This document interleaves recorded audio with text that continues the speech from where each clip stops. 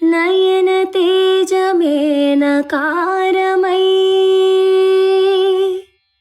మనోనిశ్చయం మకారమై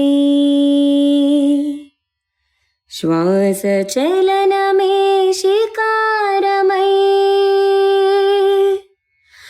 వాంఛితార్థమేవ కారమై యోచన సకలము యకారమై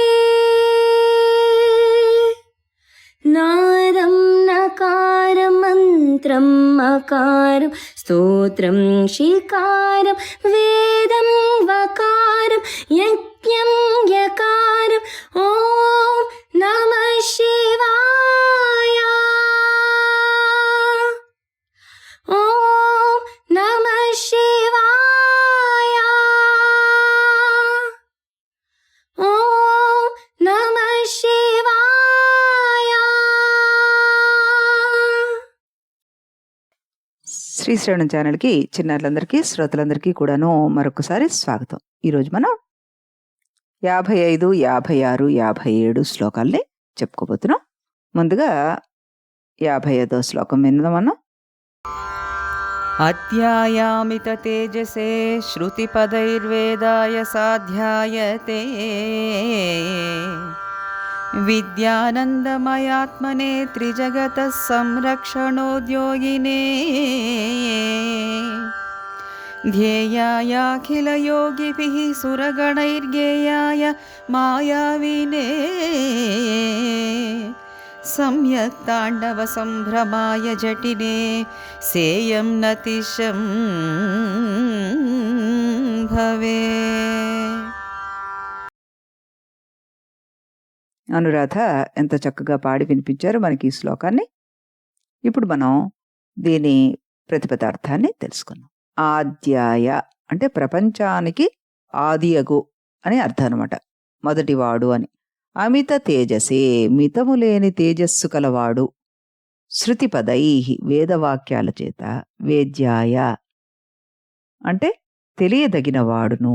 సాధ్యాయ భక్తానుగ్రహం కొరకు ప్రతిమాది రూపాన్ని ప్రతిష్ఠింపబడినవాడు. విద్యానందమయాత్మనే అంటే చిదానందమయమైన ఆత్మస్వరూపుడను. త్రిజగత ముల్లోకముల యొక్క సంరక్షణ కాపాడుటయందు ఉద్యోగినే ప్రవృత్తి కలవాడును. అఖిల యోగివిహి అంటే యోగులందరి చేతను. ధ్యేయాయ ధ్యానింపదగిన వాడును.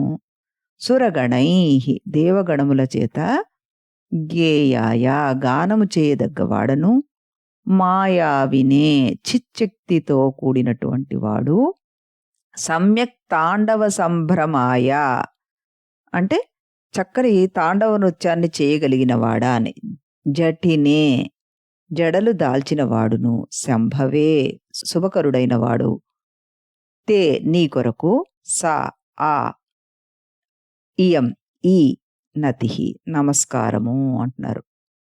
అంటే ఆదిదేవుడు అమితమైన తేజస్సు కలవాడు, వేదవచనాల చేత తెలియబడేటటువంటి వాడు, పొందదగినవాడు, విద్యానందమయుడు, ముల్లోకాలని సంరక్షించేవాడు, సకల యోగుల చేత ధ్యానింపదగినవాడు, దేవగణాల చేత స్తుతించబడేవాడు, మాయలు చేయువాడు, గొప్ప తాండవం చేస్తూ ఆనందించేవాడు, మరియు జటాజూటము కలవాడు అగు శివుడికి ఇదే నా నమస్కారం అంటున్నారు భగవత్పాదుల వారు.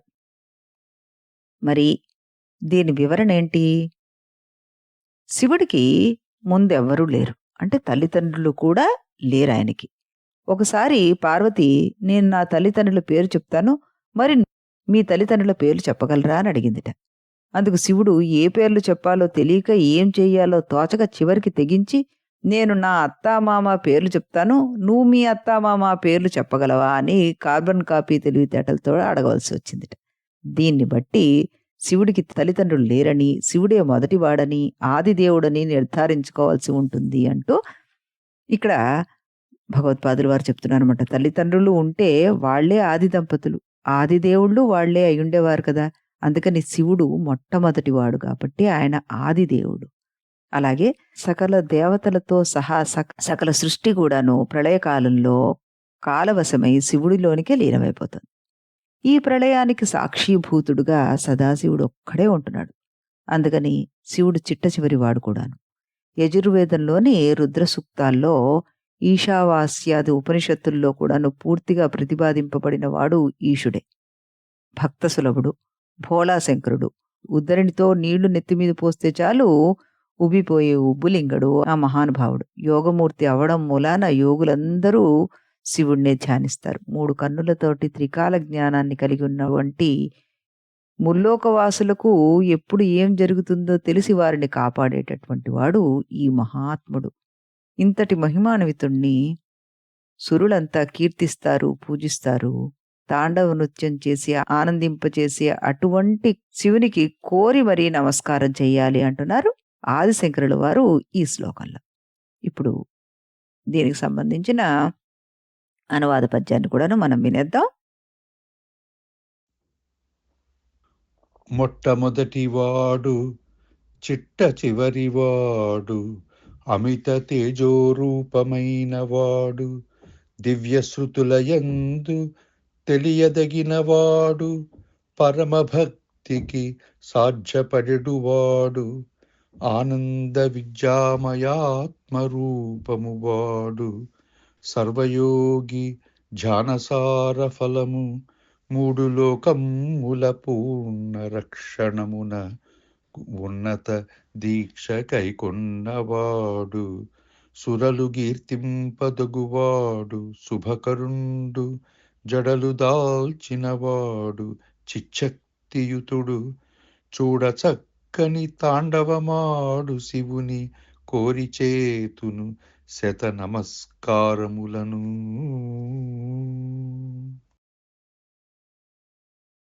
డాక్టర్ గారు ఎంతో చక్కగా పాడి వినిపించారు మనకి పద్యాన్ని కూడాను. మరోసారి కృతజ్ఞతలు తెలుపుకుంటూ ఇప్పుడు మనం 56వ శ్లోకాన్ని వినేద్దాం. నిత్యాయ త్రిగుణాత్మనే పురజితే కాత్యాయని శ్రేయసే, సత్యాయాది కుటుంబినే మునిమనః ప్రత్యక్ష చిన్మూర్తయే, మాయా సృష్ట జగత్రయాయ సకలాంనాయాంత సంచారిణే, సాయం తాండవ సంభ్రమాయ జటినే సేయం నతి శంభవే.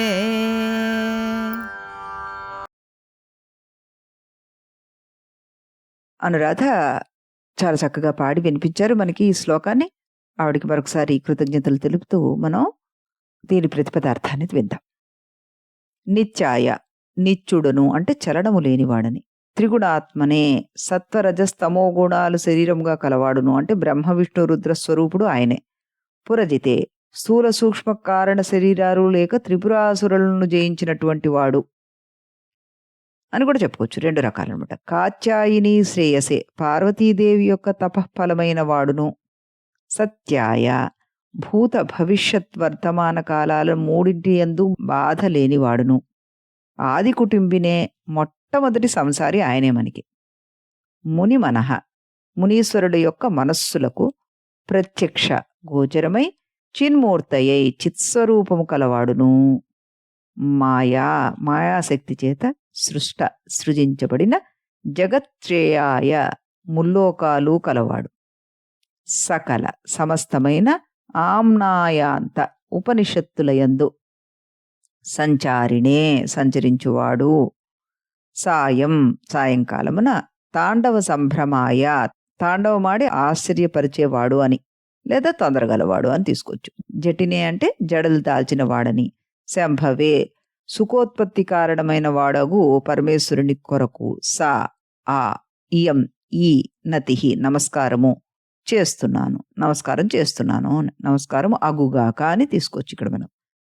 ఇకపోతే దీని తాత్పర్యానికి వస్తే, దేవాదిదేవ, నువ్వు నిత్యుడువు, సత్వరజస్తమో గుణ స్వరూపుడవు, త్రిపురాసురులను సంహరించిన వాడవు, కాత్యాయని మనోనాథుడవు, సత్యజ్ఞాన స్వరూపుడవు, వేదాంత సంచారివి, ప్రదోషకాల నర్తనము చేయడంలో ప్రీతి కలవాడివి, జటాజూటమును కలిగిన వాడవు నువ్వు. నీకు ఇదిగో ఇవే నా నమస్కారాలు అంటున్నారు శంకర భగవత్పాదుల వారు. మరి దీని వివరణలోకి వెళ్తే మనం ఈయన నిత్యమైన వాడని చెప్తున్నారు ఇందులో. త్రిగుణ శరీరుడని, పురభేదియు అంటూ చెప్తున్నారు. పార్వతీ మనోహరుండు, ముని మనస్సులకు గోచరించేవాడు. ఆయన చిద్రూపుడు, వేదాంత వేద్యుడు ఆయన. మాయ వలన ముల్లోకాలను ఆయనే కల్పిస్తున్నాడు. సకల వేదాంతాలలో ఆయనే సంచరిస్తున్నాడు అని చెప్పుకున్నాం కదా. అలాగే ప్రదోష వేళలో తాండవం చేయడంలో ఆయన ఆనందాన్ని అనుభవిస్తాడట. జటాధారి అయిన ఆ మహానుభావుడికి, ఇదిగో మహానుభావ, ఇవే నా నమస్కారాలు అంటున్నారు భగవత్పాదుల వారు. ఇప్పుడు దీనికి సంబంధించిన అనువాద పద్యాన్ని కూడాను వినేద్దాం మనం. నిత్యస్వరూపుండు సత్యస్వరూపుండు, త్రిగుణ రూపము వాడు త్రిపురహరుడు. కాచాయనీదేవి కమనీయ ఫలముగన్, ఆది కుటుంబీకుడైన వాడు. ముని మానసములకు ముందుగన్ నిలిచెడు, చిద్రూప సంపద చెల్లువాడు. పూర్ణమాయా సృష్ట ముజ్జగమ్ములవాడు, సకల వేదాంత సంచారియౌచు. సంధ్యలో తాండవమ్మును సల్పువాడు, జడలు దాల్చినవాడు శశాంకయుతుడు. అఖిల సుఖములకు ఉత్పత్తి అయిన శివుని కోరి చేతును శత నమస్కారములను. డాక్టర్ గారు చాలా చక్కగా పాడి వినిపించారు మనకి. ఇప్పుడు మనం 57వ శ్లోకాన్ని కూడాను వినేద్దాం. నిత్యం సోదర పోషణాయ సకలానుద్దిశ్య విత్తాశయా, వ్యర్థం పర్యటనం కరోమి భవతః సేవాం న జానే విభో. మజ్జన్మాంతర పుణ్యపాకబలతస్త్వం సర్వసర్వాంతరః, తిష్టస్మేవ హితేన వా పశుపతే తే రక్షణీయోస్మ్యహం.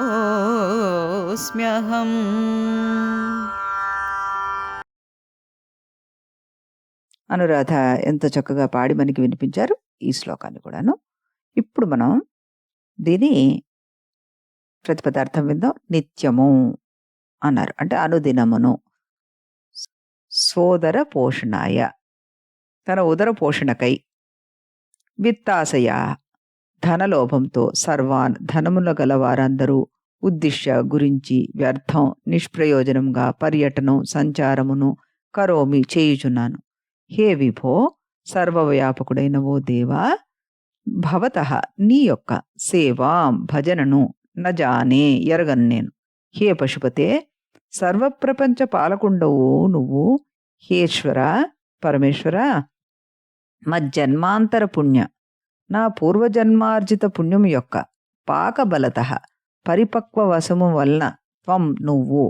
సర్వాంతర, అన్నమయాది కోశాలన్నిటికంటే సూక్ష్మరూపుడువై అంతర్యామిగా నా అంతరంగంలో. తిష్టస్యేవహి, ఉన్నావు కదా. తే, నావా. ఆ హేతు చేతనైనా సరే. తే, నీకు. అహం, నేను. రక్షణీయ, రక్షింపదగిన వాడును అవుతున్నాను కదా. అస్మి, అవుతున్నాను కదా అంటూ శివుడికి గుర్తు చేస్తున్నారనమాట. ఏమని? ప్రతిదినము నా ఉదర పోషణకు అందరి వద్దకు ధనాశతోటి వ్యర్థంగా తిరుగుతున్నాను. ఓ ప్రభు, నీ సేవను తెలుసుకోలేకపోతున్నాను. అంతటా వ్యాపించి ఉన్న ఓ మహానుభావా, నా పూర్వజన్మ పుణ్యం ఫలించిన ప్రభావం చేత నువ్వు నాలోనే ఉన్నావు. అందుకైనా నన్ను రక్షించదగిన వాడివే కదా నువ్వు. ఈ అర్హత చాలదా నన్ను రక్షించవని చెప్పడానికి? నువ్వు నా లోపల ఉన్నావు కదా అంటున్నారు భగవత్పాదుల వారు. ఆయన్ని ఎలా కట్టిపడేస్తున్నారో చూడండి.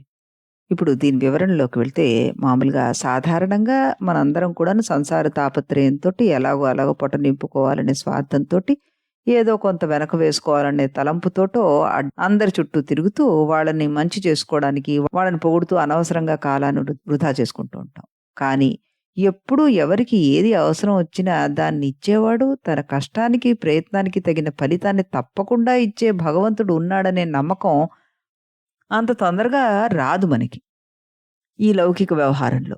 ఆ భగవంతుడు కూడా మనకు దూరంగా ఎక్కడో లేడు. మనలోనే ఉన్నాడనే భావన కలిగి, ఆ భావం స్థిరపడడం కూడా ఎంతో కాలానికి గాని జరగదు. ఈ విషయాన్ని భగవత్పాదుల వారు ఈ శ్లోకంలో గుర్తు చేస్తున్నారన్నమాట.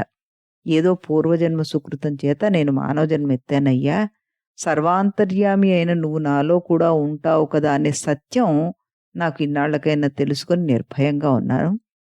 మళ్ళీ మనం ఇక్కడ కూడాను ఈశ్వర సర్వభూతానాం హృద్దేశే అర్జున తిష్టతి అన్నది భగవద్గీత శ్లోకాన్ని మనం గుర్తుంచుకుంటే ఇంకా నాకు దిగులే ఉంది అంటున్నారు. అనవసరంగా కాలాన్ని వృధా చెయ్యను, నిన్నే స్మరిస్తూ చేసే పనుల ఫలితాన్ని నీకే అర్పిస్తున్నాను, మరి నువ్వే నా సంగతి చూసుకోవాలయ్యా అంటూ తనను అడ్డం పెట్టుకుని మనకి తెలియజేస్తున్నారు భగవత్పాదుల వారు. కాంచన కనకాలపైన కీర్తిపైన ఉండే దృష్టి మళ్లించి కామేశ్వరుడి పైన పెట్టండర్రా, ఆయనే మీకు అన్ని అవసరాల్ని తీరుస్తారు అంటూ మనకి ఆయన ఇక్కడ తెలియజేస్తున్నారనమాట. చాలా చక్కటి శ్లోకం, చాలా చక్కటి అర్థం కూడాను. మనస్సుని కాసేపైనా ఆ భగవన్నామస్మరణంలో గనక మనం ఉంచగలిగితే ఆయన దాన్నే చాలా ఎక్కువగా భావిస్తాడనమాట. ఇప్పుడు మనం దీనికి సంబంధించిన అనువాద పద్యాన్ని కూడాను వినేద్దాం. పొట్ట నింపగ చేయునట్టి మార్గములలో ధనమునందు ఆశతో ధనికతతిని ఆశ్రయింపగ చూచి వ్యర్థ సంచారము చేయుచుంటి సతము చెలిమి చేసి అంతేగాని విభుడవైన నిను భజింప ఎంత మాత్రమును నేనిరుగకుంటి నా పూర్వజన్మ పుణ్య పరిపాకము వల్ల అమల తేజముతోడ అంతరమున నీవు నాయందు దీప్తివై నిలిచినావు పశుపతి సర్వ పరమేశ పార్వతీశ ఇంక సంరక్షణ భారమెల్లవేళ నీవే చేయంగవలె నాకు నీలకంఠ. డాక్టర్ గారు చాలా చక్కగా పాడి వినిపించారు మనకి ఈ పద్యాన్ని. మళ్ళీ మనం రేపు ఇదే సమయానికి ఇదే ఛానల్లో మరో 3 శ్లోకాలతో కలుద్దాం. అంతవరకు సెలవు.